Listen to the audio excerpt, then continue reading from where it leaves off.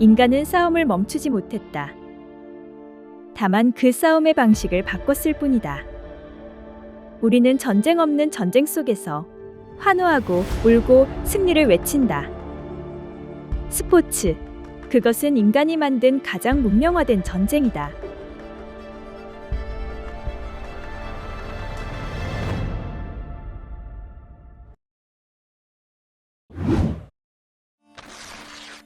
기원전 8세기, 그리스의 작은 도시 엘리스. 이곳은 세계에서 처음으로 올림픽 경기가 열린 곳이다. 그 경기는 신에게 바치는 제의이자 전쟁을 멈추는 유일한 시간이었다. 올림픽이 열리는 동안 그리스의 도시 국가들은 서로의 전쟁을 멈췄다. 에케케이리아라고 하는 성스러운 휴전이다. 사람들은 제우스의 신전에 모여 누가 가장 강한가를 겨뤘다. 전쟁이 군대가 도시의 명예를 걸고 싸우는 것이라면 올림픽은 개인의 육체를 통해 도시의 명예를 증명하는 일이었다. 당시의 올림픽에는 지금처럼 화려한 개막식도 상금도 없었다. 선수들은 모두 나체로 경기에 참여했고 그들의 몸은 신에게 바치는 제물이었다. 가장 오래된 종목은 스타디오, 약 180m를 달리는 단거리 경주였다. 이후 레슬링, 권투, 오각경, 그리고 전차 경주가 추가되었다. 어떤 경기는 살인에 가까웠다. 권투 경기에는 장갑 대신 쇠붙이를 감은 가죽띠가 사용되었고 상대가 피를 흘리거나 쓰러질 때까지 경기가 멈추지 않았다. 그러나 판정은 없었고 오직 항복이나 죽음이 있었다. 이 잔혹한 경기를 사람들은 경건하게 바라봤다. 왜냐하면 그것이 인간이 신에게 다가가는 방식이었기 때문이다. 고대 올림픽은 전쟁을 대신한 의식이었다. 그래서 경기에서 이긴 자는 도시의 영웅이 되었고 죽은 뒤에도 시혜와 조각으로 남았다. 승리자는 왕보다 큰 존경을 받았고 패자는 영원히 잊혀졌다. 수세기가 지나 로마 제국이 그리스 문화를 받아들이면서 경기는 또 다른 형태로 진화했다. 그것이 바로 검투사 경기다. 로마의 검투사들은 대부분 노예나 죄수였다. 그들은 콜로세움이라는 거대한 원형 경기장에서 수만 명의 관중 앞에서 목숨을 걸고 싸웠다. 검투 경기의 시작은 귀족의 장례식에서 죽은 자를 기리는 의식이었다. 로마인들은 인간의 피가 정화의 힘이 있다고 믿었기 때문이다. 그래서 귀족이나 고위층이 죽으면 그의 명예와 영혼을 위해 노예나 죄수들이 서로 싸워 죽는 장면을 보여주는 의식을 치른 것이다. 하지만 곧 공화정이 무너지고 제정이 시작되면서 검투 경기는 황제가 민심을 다스리는 수단이 되었다. 패자가 쓰러지면 관중이 손가락으로 심판을 내렸다. 엄지손가락이 들리면 생명, 내려가면 죽음이었다. 검투사가 그날의 경기에서 피를 많이 흘릴수록 사람들은 더 큰 환호를 보냈다. 로마의 검투장은 폭력을 통제된 오락으로 바꾼 사회의 거울이었다. 국가는 피를 허락했고 대중은 그 피로 마음의 불안을 씻어냈다. 검투사 경기는 인간이 폭력을 잊기 위해 만든 오락이 아니라 폭력을 관리하기 위해 만든 의식이었다.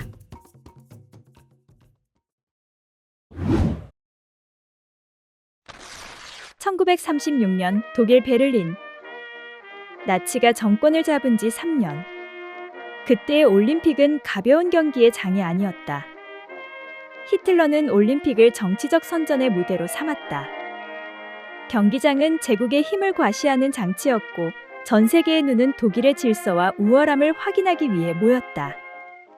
하지만 한 흑인 육상 선수 제시 오원스 미국 대표가 질주했다. 그의 발걸음은 트랙 위를 달렸지만 그 안에는 체제와 인종의 편견을 넘어선 인간의 힘이 담겨 있었다. 나치가 바랐던 아리아 우월주의는 그의 승리 앞에서 무너졌다. 올림픽은 개인의 명예만을 위한 무대가 아닌 국가와 체제를 대리하는 전쟁터였다. 한 국가의 승리는 단순한 메달이 아니었고 그 안에는 이념과 권력, 민족적 자존심이 얽혀 있었다.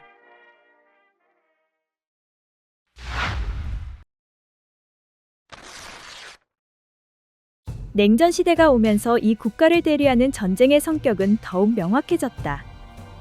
소련과 미국은 올림픽 메달 수를 놓고 경쟁했다. 체조, 수영, 육상 모든 종목이 전쟁의 연장선이었다. 금메달 하나가 체제 우월의 증거가 되었고 패배는 이념적 실패로 해석되었다. 국가는 선수들의 몸과 정신을 관리했고 훈련 프로그램은 군사적 규율처럼 조직되었다. 국가대표는 체제의 얼굴이었고 각 경기의 승패가 곧 정치적 메시지였다. 근대의 스포츠는 평화로운 축제의 이름을 빌려 국가 간의 전쟁을 대리하는 장치로 진화했다. 올림픽의 링 위에서 금메달의 무게는 단순한 금속이 아니라 국가의 상징이자 체제의 권력이었고 선수는 그 상징을 몸으로 증명해야 했다. 근대 스포츠는 이렇게 전쟁 없는 전쟁의 구조를 완성했다. 현대 스포츠도 여전히 국가와 민족을 대표한다. 국가대표 선수들은 개인이 아니라 국가의 얼굴이다. 그들이 경기장에서 달리고 던지고 싸우는 모든 순간, 축구 월드컵, 올림픽, 세계 선수권 대회 등 경기장의 함성과 환호 속에는 국적과 민족, 역사와 자존심이 얽혀 있다. 한 골, 한 점수, 한 메달이 나라의 명예와 정체성을 증명한다.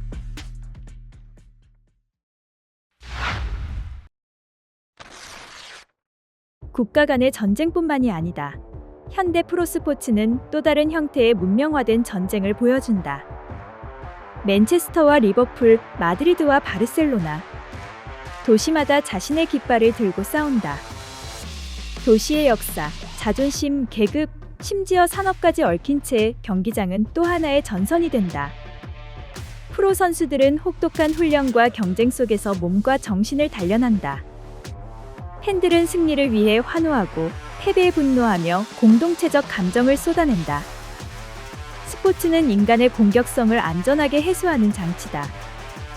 우리는 규칙 속에서 싸우고 패배 속에서 분노를, 승리 속에서 환희를 경험한다. 경기장은 인간 본능과 사회 질서가 만나 공격성과 규율이 동시에 작동하는 현대 문명의 전장이다. 현대의 스포츠는 이렇게 평화의 이름으로 싸우는 전쟁 없는 전쟁이다.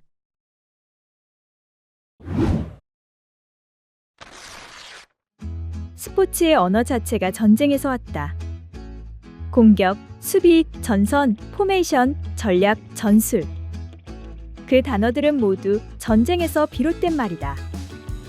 감독은 장군이다. 전략을 짜고 전술을 분석하며 승리를 위해 팀을 움직인다. 선수는 병사다. 각자의 역할과 책임이 있으며 함께 움직이지 않으면 팀은 패배한다. 팬들은 국민이 된다. 한 골이 터지면 환호하고 한 실수가 나오면 분노한다. 승리와 패배는 단순한 점수가 아니라 공동체의 정체성을 증명하는 시간이다. 스타 선수는 영웅이다.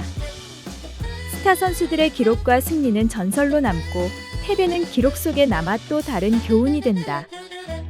스포츠 속 전투는 건전하게 문명화되어 있지만 본질은 그대로다. 인간은 싸움을 멈추지 않았다. 규칙과 경기장이라는 제한 속에서 전쟁의 본능을 발휘한다.